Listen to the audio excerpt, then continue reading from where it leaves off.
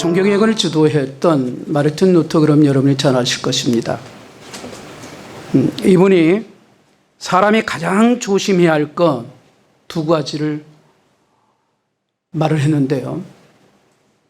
첫 번째는 기도하면서 일하지 않는 것, 두 번째 일하면서 기도하지 않는 것. 참은 우리에게 바른 기도가 무엇인가를 알려주고 있습니다. 하나님 앞에서 올바른 사명을 감당이 원한다면 저와 여러분들이 해야 할 일이 있습니다. 하나님께 여쭈어야 돼요. 진지하게 기도해야 되고요. 무엇보다 중요한 것은 하나님과 소통을 해야 합니다. 우리 모두 하나님과 소통하는 믿음의 백성들 되시기를 주의 이름으로 축복합니다. 우리 민족에 대해서 이런 표현을 쓰죠. 한이 많은 민족이라 이렇게 표현하기도 합니다. 그리고 이 한이 계속해서 쌓이게 될 때 생기는 병이 화병이라고 하는 거죠. 이것은 자기 자신을 망치는 일을 하게 됩니다. 더 큰 문제는 아무리 인간이 애를 써도 이 한 맺힘의 고통과 상처를 인간이 완벽하게 풀 수가 없다는 점입니다. 오늘 성경을 보시면 그 한을 푼 한 여인이 등장을 합니다. 그녀는 성경에서 가장 한이 많은 여인 중에 하나죠. 그러나 하나님의 만남으로 그 한을 풀었다는 데 우리가 주목해야 합니다. 그 주인공이 바로 오늘 본문의 한나라는 여인입니다. 그녀는 사무엘의 어머니예요. 그녀가 하나님께 응답받기 전에는 고통, 이 고통과 상처, 우리 한국말로 말하면 한이 많은 여인입니다. 상황을 소개하면 이렇습니다. 그 당시에 한나는 지도층 인사의 가정의 아내였습니다. 남편이 제사장이고, 당시의 제사장은 생활과 모든 면에서 굉장한 지도층의 인사였고 형편도 괜찮습니다. 하지만 그런 제사장의 아내인 한나에게는 자식이 없는 아픔이 있습니다. 이 아픔은 오늘날과는 달랍니다. 요즘은 자식을 일부러 낳지 않는 경우도 있습니다. 하지만 BC 1100년경인 그 당시에 자식은 생명과 같았고 여인의 그 미래와 같았고 희망이란 말이죠. 그러니 자식이 없다고 하는 것은 자기 인생의 미래가 없다는 뜻이 되고 생명이 없는 존재로 받아들인단 말입니다. 또한 이것이 남편에게 사랑받는 조건이 되기도 하고 결국은 남편의 사랑도 첩이 들어옴으로써 나눠 가져야 하는 상처가 생겼다는 것입니다. 더군다나 남편의 또 다른 아내인 부딘나에게는 자식이 있어요. 상황이 그렇다 보니 이때부터 첩인 부딘나가 본체 있는 한나를 괴롭히는 겁니다. 오늘 본문 6절에 보시면 격분하게 하고 괴롭혔다고 하는 말씀을 하잖아요. 여기서 격분하게 한다는 것은 상대방이 화가 나도록 일부러 놀리는 것을 의미합니다. 그러니까 이 행동을 첩인 부딘나가 그것도 매일같이 하는 겁니다. 또한 본문에서 괴롭게 하다 이 말을 원문에는 이 나임이라는 단어를 써요. 이것은 우레와 천둥이라는 뜻을 가릅니다. 그런데 이 단어의 뜻 속에는 슬픔이라는 단어가 포함되어 있어요. 그러니까 부딘나는 한나를 단순히 입으로만 괴롭힌 것만이 아니에요. 슬픔이 임할 정도의 육체적인 괴롭힘을 말하는 것입니다. 그리고 한나를 힘들게 하는 것 또한 또 다른 게 있어요. 명절에 하나님 집에 올라갈 때면 남편 엘가나가 제사를 드린 뒤에 제물의 분깃을 한나에게는 갑절로 주었다는 이야기가 오늘 본문 5절에 보면 나오죠. 그런데 이것은 그녀가 본처에게 준 게 아니에요. 이 제물의 분깃이라는 말은 바로 제사장의 몫을 제한 고기를 말합니다. 그러니까 제물의 분깃을 식구대로 나누어 주었으나 자녀가 없는 한나에게는 갑절로 주게 된 거죠. 그 갑절로 주는 것은 이루하려고 그렇게 했고 그것이 부딘나의 투기를 불러일으켰던 것입니다. 국내의 여러 자료를 통해서 확인해 보니까요.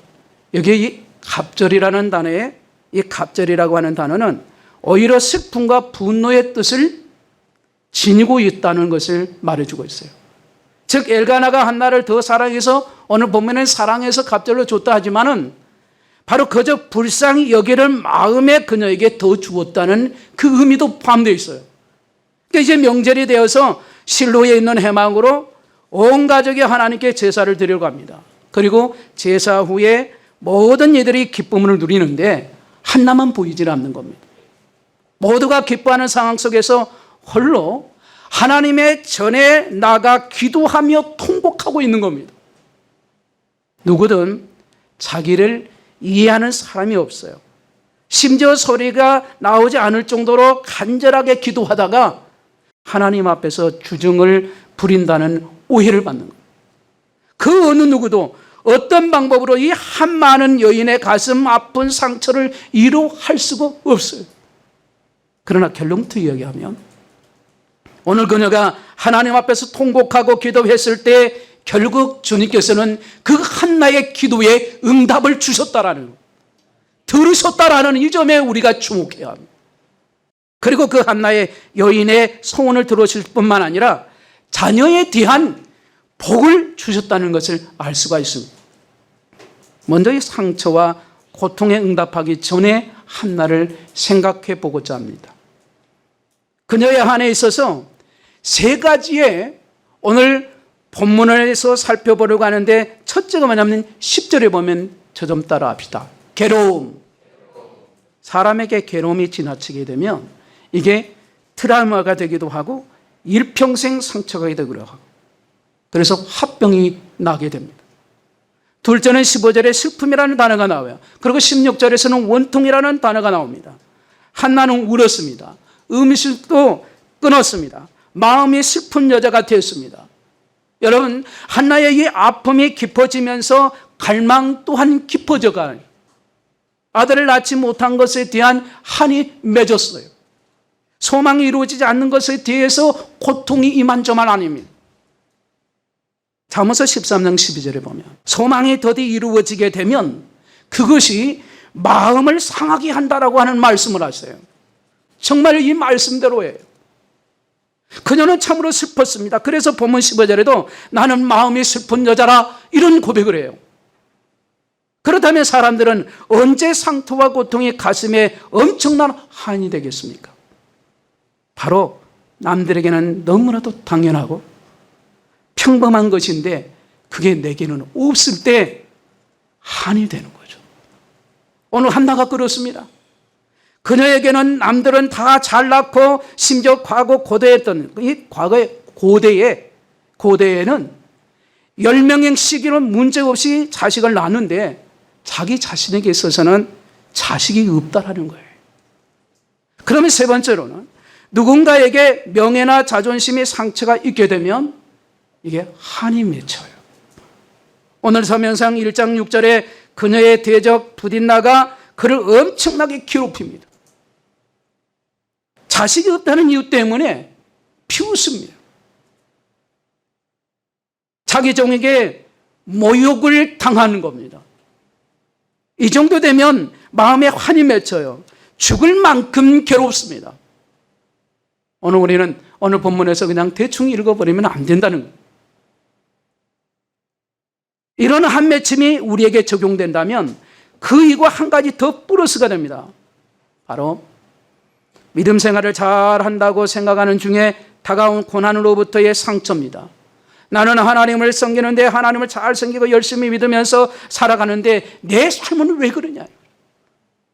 이 말에는 하나님에 대한 섭섭함 그리고 깊은 상처가 내포되어 있는 거죠. 이것에 대해서 데이비드 보우든이라는 사람이 있는데 이분이 쓴 하나님이 멀게만 느낄 때라는 책에서 이렇게 이야기합니다. 이 책에서는 보우든 자신의 이야기가 담겨 있어요. 자신은 정말 남들보다 열심히 신앙생활을 했는데 교통사를 통해서 한순간에 아내와 사랑하는 자식을 다 잃어버리는 게 되는 경험을 하게 돼요. 그런 자신의 책에서 이렇게 얘기합니다. 하나님은 우리가 가장 갈망하는 방식으로는 부재하시지만 우리에게 가장 필요한 방식으로 임재하신다라는 말을. 이걸 좀 더 쉽게 설명하면 이렇습니다. 우리의 갈망하는 방식으로는 마치 하나님이 안 계시처럼 보일 수 있습니다. 많은 그리스도인들의 갈망은 이렇습니다. 내가 예수 안 믿는 사람들보다는 최소한 하나님께서 저를 잘되게 해주셔야 하고, 고난은 찾아오면 안 되고, 어떤 고난이 찾아오도 내가 기도하면 그 문제가 해결되고, 나를 괴롭히는 사람은 하나님이 정리해 주시고 망하게 하실 것입니다라는 거죠. 이것이 우리가 생각하고 갈망하는 것일 수 있습니다. 하지만 이런 일은 일어나지 않는다는 사실을 이야기하고 있습니다. 하나님은 로봇이 아니에요. 하나님은 내 명령에 따라 움직이거나 알라딘의 램프에서 나오는 요정처럼 내가 필요할 때마다 부리는 그런 존재가 아니시죠. 그런데도 우리가 생각할 때 내가 갈망하는 대로 안 되면 깊은 상처를 받습니다. 한이 맺히면서 이 데이비드 보우던의 책 제목처럼 하나님 멀게만 느껴지고 하나님은 안 계시고 또 하나님이 나하고는 상관이 없다고 생각하게 된다는 것입니다. 하지만 중요한 것은 이 보우던의 그 다음의 말입니다. 그러나 우리에게 하나님은 가장 필요한 방식으로 임재하신다라는 거예요. 이것은 비록 우리가 알지 못하지만 하나님 보시기에 가장 좋은 방법으로 우리에게 나타내신다는 것을 의미하고 있습니다. 오늘 본문 6절에서 이렇게 얘기하죠. 여호와께서 그에게 임신하지 못하게 하심으로. 저 좀 따라합시다. 여호와께서 그에게 임신하지 못하게 하심으로. 그러니까 하나님께서 하신 일은 인간의 생각으로는 할 수 없어요. 이거는 어떻게 이해할까 불가능한. 그렇게 지금 한나는 그것을 모르고 한이 맺힌 거예요. 한나가 임신하지 못한 것은 하나님의 어떤 뜻을 가지고 임신을 막으셨다는 거죠. 하나님의 계획이 있지만 이것을 겪고 있는 이 여인은 죽을 만큼 힘들어요. 절망의 상황에 놓인 것처럼 보입니다. 이것이 바로 상처와 고통을 하나님께 해결받기 전에 나타난 오늘 한나의 모습이다는 거예요. 오늘 본문을 묵상함으로 있어서 그 묵상함에 있어서 가장 중요한 내용을 저와 여러분들이 기억을 해야 합니다. 그것은 한나가 절망으로 끝나지 않았으며 자신의 소원을 중단하지 않고 하나님께 기도하고 통곡했다라는 이 점이에요.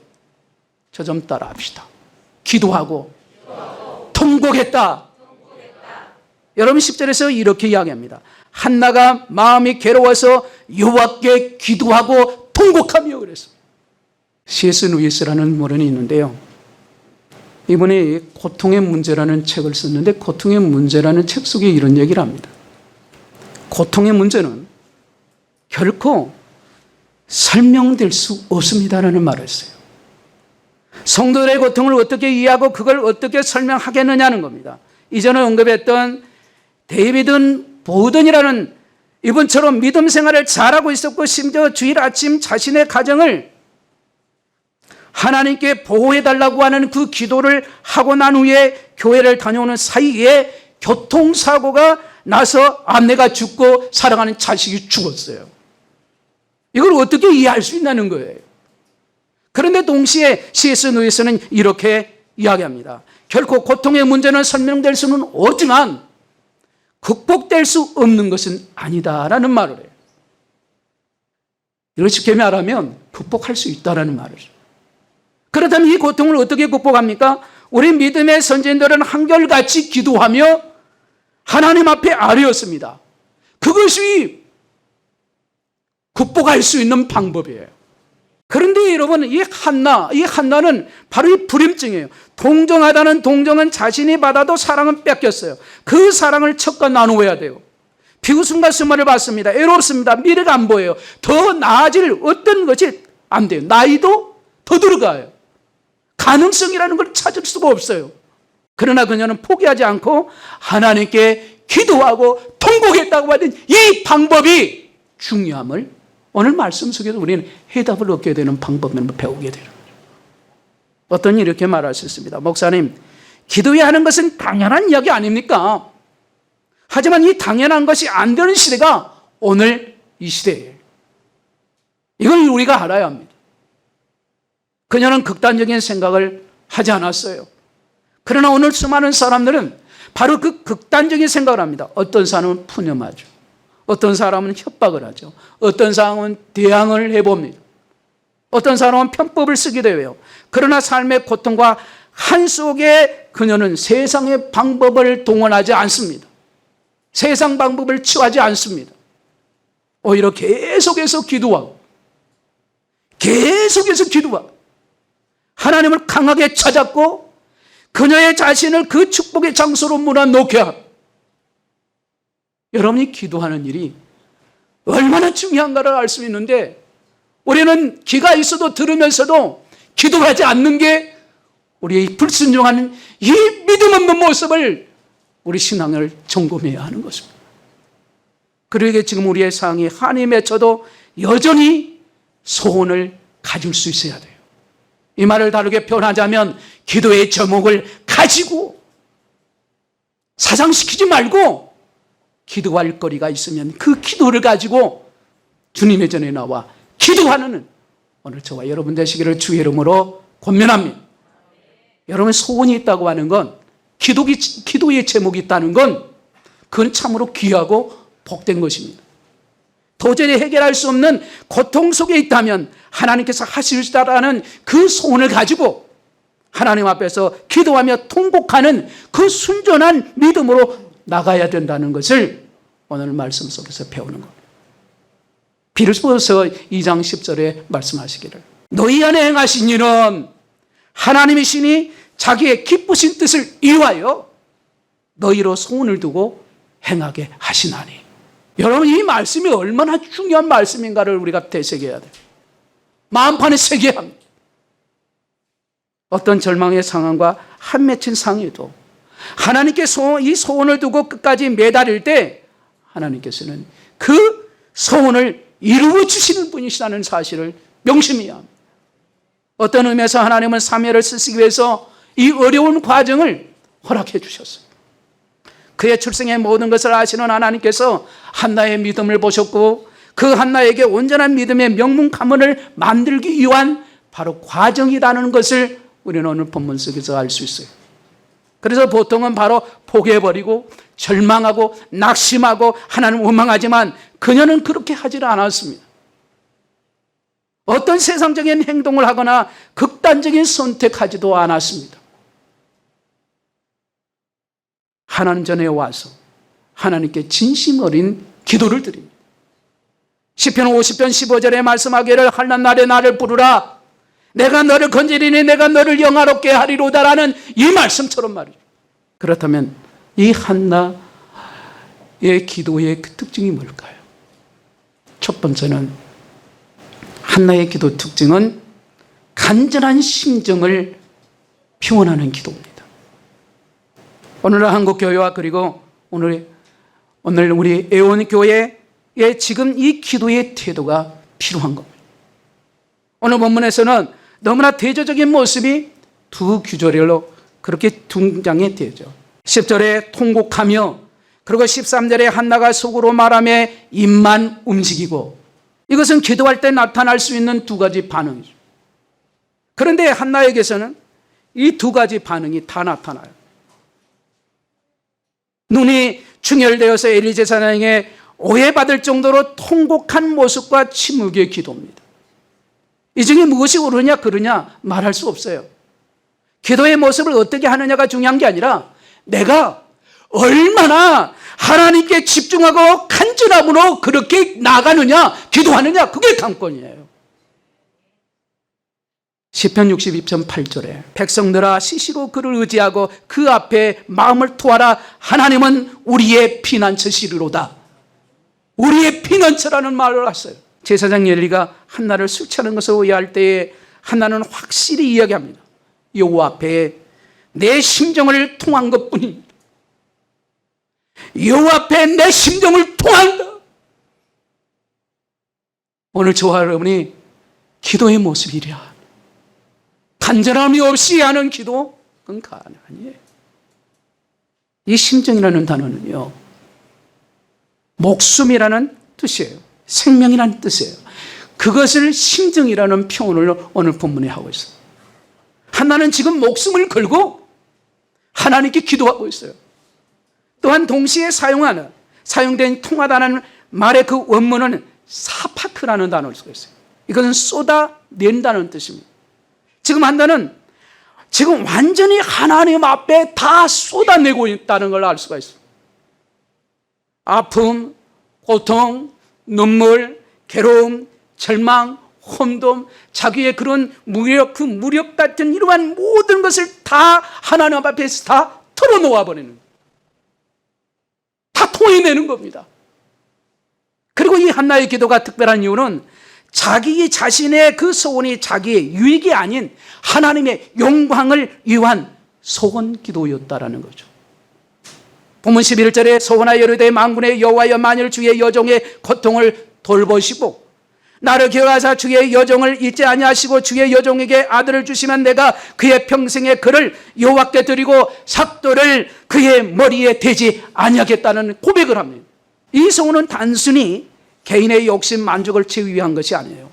이 기도를 들어주지 않는다고 해서 기도의 열정이 사라지는 것, 그것도 아니에요. 한나는 오로지 하나님의 영광을 위해서 자기 자신을 쓰임받기를 위한 기도였다는 걸 알 수가 있어요. 오늘 저와 여러분이 하는 기도가 바로 그 기도예요. 문제를 해결하려고 처음에는 왔지만 하나님의 그 아뢰는 기도의 손을 안 하면서 오로지 하나님 영광을 위해서 하는 기도로 바뀌어져야 한다는 걸 또한 배우게 되는 거죠. 그래서 하나님께서 한나의 태문을 여시는 겁니다. 우리가 소원을 가지고 있는 거, 그게 여러분 잘못한 게 아닙니다. 내가 하나님께 달라고 하는 간절한 요청에 대해서 주님의 영광을 위해서 내가 어떻게 살 것인가 하는 그 나의 결단이 필요하다는 거, 그때야 응답이 나타나는 거죠. 그러기에 우리는 간절한 마음으로 기도하고 소원할 때 절대로 마음에 있는 이 소원을 접어서는 안 돼요. 사장시켜서는 안 된다 그 말이에요. 그 소원을 가지고 품고 기도하는 겁니다. 세 번째로 한나의 기도는 잠시 잠깐의 기도가 아니라 오랜 시간 동안 기도였습니다. 본문 12절에서 이렇게 이야기합니다. 그가 여호와 앞에 오래 기도하는 동안에 순간적이나 어떤 감정적인 기도가 아니라는 걸 알 수 있죠. 주님께서 응답을 주실 때까지 기도하고 오랫동안 그 끝까지 기도하는, 결국 억울함을 기도로 해결했다는 걸 알 수 있어요. 이것을 우리도 반드시 기도해야 돼요. 기억을 해야 돼요. 따라합시다. 억울함을 기도로 해결받자. 우리는 억울하면 사람 찾아가고, 억울하면 내 방법대로 하고, 억울하면 화내고, 억울하면 자기가 쏟아붓잖아요. 그런데 한나는 그렇게 하지 않고 있어요. 그렇게 하나님 앞에 기도하며 통곡하고 나왔던 그녀는 사무엘상 2장 1절에서 내 마음이 여호와로 말미암아 즐거워하며 내 뿔이 여호와로 말미암아 높아졌으며 내 입이 내 원수를 향하여 크게 열렸으니 라는 고백을 하고 있습니다. 또한 사무엘상 1장 18절에 가서 먹고 얼굴에 다시는 얼굴에 근심빛이 없었더라. 19절과 20절을 보면 여전히 한나에겐 사무엘이 생기기 전이에요.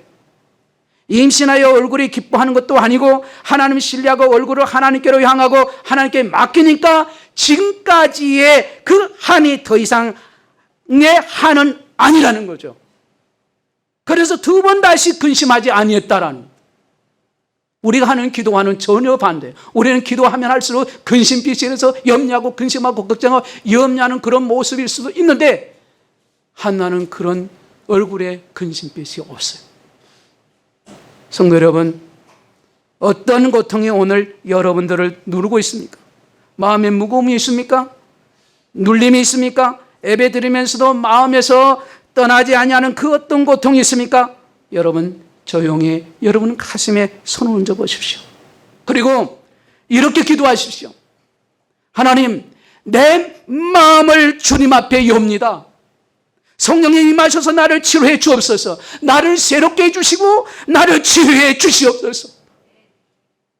주께서 치료해 주시지 않으면 살아갈 수가 없게요. 은혜 받아야 하고 치료받아야 할 이 시간 우리 모두 치료받읍시다. 은혜 받읍시다. 주님이 고쳐주셔야 내가 살 수 있고 은혜 주셔야 내가 바르게 살아갈 수 있는 거예요. 우리가 주님 앞에 정말 마음을 열고 기도할 때 한순간 가슴이 뻥 뚫리는 것처럼 주님의 자유와 성령이 임하십니다. 살아계신 하나님 앞에 여러분의 고통의 문제를 앓을 때 그 주님의 자유와 응답의 역사가 임하시기를 주의 이름으로 축원합니다. 만약 여러분이 오늘 이 말씀을 듣고도 여러분의 삶의 고통으로 인해서 하나님께 간절히 기도하며 구하지 않는다면 여러분의 삶에 그 문제는 그대로 남아있을 거란 말입니다. 하지만 만약 여러분이 오늘 이 말씀을 듣고 여러분의 삶의 고통을 가지고 하나님께 기도하며 매달리고 나간다면 하나님께서 여러분의 그 기도를 들으시고 응답하실 것입니다. 오늘 우리는 삶의 고통스러울 때 일상에서 눈을 돌려 하나님과 눈을 맞춰야 돼요. 정말 생각 이상 괴롭고 힘들고 어려울지라도 그 순간 다시 한번 우리의 눈을 하나님께 주목해야 합니다. 그리고 우리의 소원을 다시 한번 그분 앞에 내어놓고 기도하며 통곡할 때 우리의 삶에 하나님께서 크고 놀라운 것으로 그분의 방법으로 임재하실 것입니다. 더 나아가 이러한 것을 간증할 수 있는 우리의 삶이 되시기를 주님의 이름으로 축원합니다. 사무엘상 1장 27절 28절에 이렇게 말씀합니다. 이 아이를 위하여 내가 기도하였더니 내가 구하여 기도한 바를 여호와께서 내게 허락하신지라. 그러므로 나도 그를 여호와께 드리되 그의 평생을 여호와께 드리나이다 하고 그가 거기서 여호와께 경배하니라 말씀합니다. 하나님 앞에 약속한 그대로 첫 아들을 낳았을 때 하나님께 드렸습니다. 그러자 하나님께서 축복이 임하죠. 복이 임하시는데 사무엘상 2장 21절에 여호와께서 나를 돌보시사 그로 하여금 임신하여 세 아들과 두 딸을 낳게 하셨고 아이 사무엘은 여호와 앞에서 자라니라. 여러분 이와 같은 복받은 인생이 되시기를 바랍니다. 하나님 나라의 큰 역사는 한 사람 한 개인의 삶이 작은 도전에 믿음으로 반응할 때부터 시작한다는 것. 오늘 말씀에서 한나는 영적 암흑 시대 사사임, 영적 암흑 시대에 즉 하나님의 말씀이 희귀하고 영적으로 무기력한 당시를 바로 대변하는 인물이자 동시에 어떻게 하면 그 영적 암흑 시대를 끝내고 생명의 시대를 시작할 수 있는지를 보여주는 그런 인물인 거죠. 그녀는 자식을 낳지 못하는 절망 가운데 있었지만 그 자리에 머물러 있지 않고 일어나 생명의 주인이신 하나님 앞에 나가 간구함으로써 훗날 이스라엘의 영적 흐름을 바꿔내는 아들 사무엘을 낳았어요. 믿음의 기도로 국밥과 한 가정을 넘어 민족 전체가 복을 받게 하는 그런 놀라운 은혜가 임했다는 걸 알 수가 있습니다. 이처럼 한 나라의 하나님의 나라의 거대한 역사는 한 사람 그 한 개인의 그 삶의 문제에 믿음으로 반응하면서 시작됐던 것처럼 여러분의 삶의 문제에 믿음으로 반응한 것은 저와 여러분의 몫이라는 걸 명심해야 합니다. 여러분 주님께 감사할 수 있기를 바랍니다. 주님을 의지하시기를 바랍니다. 주님 앞에 기도하고 또 기도하고 또 기도하면 주님께서 우리의 기도를 응답하시고 우리의 그 공허한 마음을 주님의 사랑으로 넘치게 채워주실 겁니다.